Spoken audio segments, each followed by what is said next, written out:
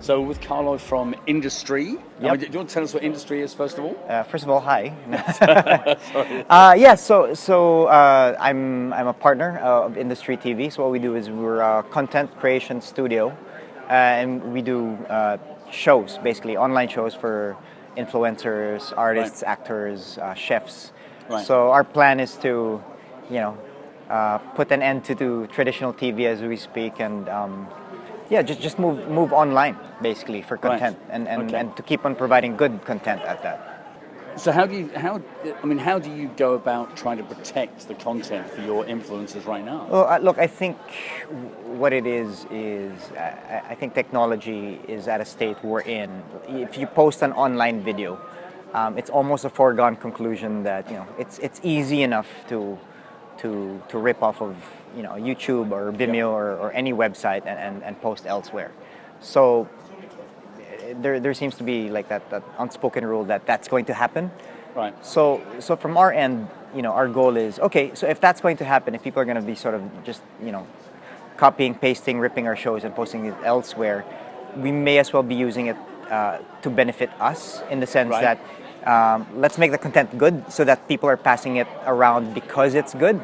Okay. Yep. But having said that, there's also no stopping people with malicious intent to get material that we have and recut it in which case that I feel is wrong, because that's taking our copyright and morphing it into something else completely, which I'm hoping to avoid. Are you seeing a lot of that recutting and repurposing? If you look at it, any TV show, as soon as Game of Thrones is done, within minutes of the show being done, you see memes of screen grabs of Jon Snow being dead and all that. So, it's easy enough.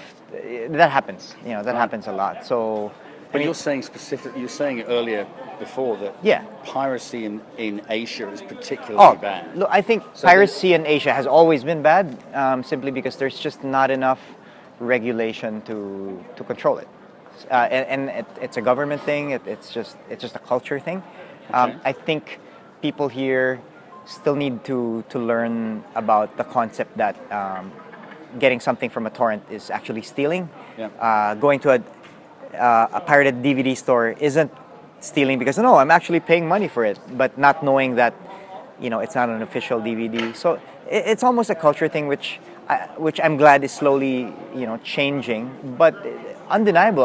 Obviously, Hollywood loses billions of dollars each year due to piracy, and as a result, indie filmmakers such as ourselves suffer too, because not only are Hollywood films being pirated, but indie films too, and that's where it hurts. Because you directed The Tunnel, yes, didn't you? So tell us what The Tunnel was about. Okay, so The Tunnel was a film we did several years ago, which I guess was an experiment to kind of counter the whole piracy thing. We felt that if we put ourselves out there first and let ourselves use the technology that pirates use, which is torrents, we felt it would almost be a way to kind of beat them to the punch. But at the same time, it was also a means for ourselves to get our name across the board and make people aware of our film.